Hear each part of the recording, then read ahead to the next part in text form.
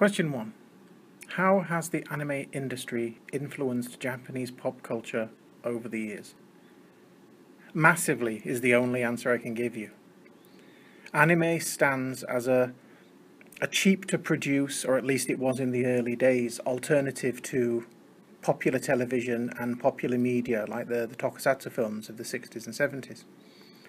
As a consequence, much in the same way as animation and comics became something of a kid's throwaway media in the West, anime became something of a throwaway media in the East, but the difference is that the market. As a consequence, everybody has their own particular pop culture, and anime, because of its still, relatively cheap production compared to other forms, remains essential to the development of pop culture in Japan. Question 2. What has caused the mediums of Japanese anime, light novels and manga to become so popular among the general public? Ubiquity and cost. Cheap to produce, as I said, and available in every way. But more than that, it's because of the fact that animation and manga is still not seen as a children's medium. It's popular because it targets everyone. It's popular because it's available to everyone. You can find animation on manga on subjects as diverse as fishing, cooking, bowling, cricket, yes, even cricket, baseball, of course, anything. Number 3, why is Japanese anime so expensive to produce? It isn't, not really, not compared to film. Certainly it is getting more expensive as the number of studios shrink and the cost of cells goes up. That was a real issue at the end of the 90s going into the 21st century, celluloid being so expensive to make and dispose of. But now that anime is going more and more over to computer generation, it's actually relatively cheap. For example, the one that I'm very fond of at the moment, Kantai Correction. Although that is rooted in a company that makes nothing more than online games, it is actually one of the relatively cheap anime to produce.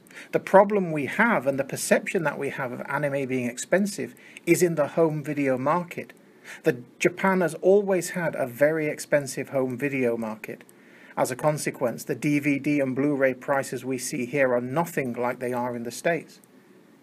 Especially if you look at companies like, you know the one I'm talking about, the Madoka Magica.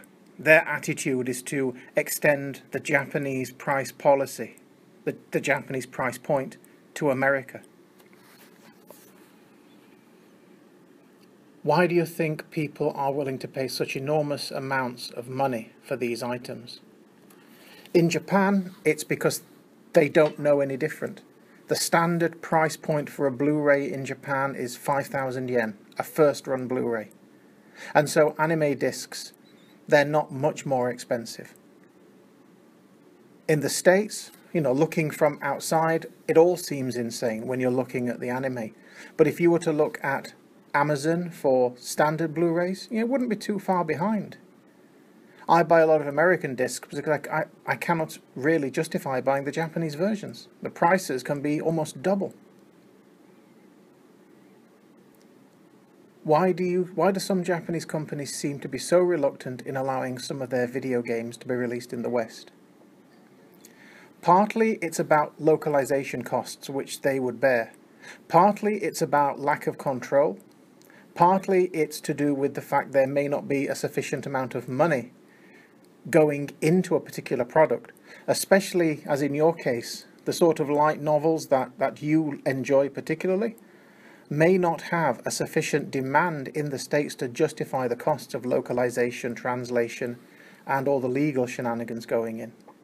Moreover, the Western countries have far more stringent certification requirements for games, and a good deal of the games released in the West would not be available at the market level that the creators like.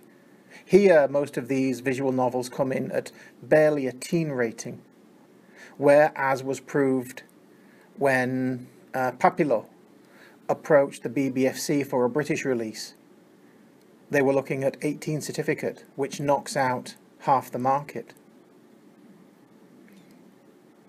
Also, I think the smaller companies just don't have the people required to run overseas market, and I doubt if any of them are willing to hand over their products, completely to third-party companies and risk their reputation being damaged. Perhaps there's even a question of whether or not the Japanese themselves want this sort of material to be sold in the West and therefore come to represent the Japanese anime and manga industry to the broader population, remembering what happened when things like Urotsuki Doji were released.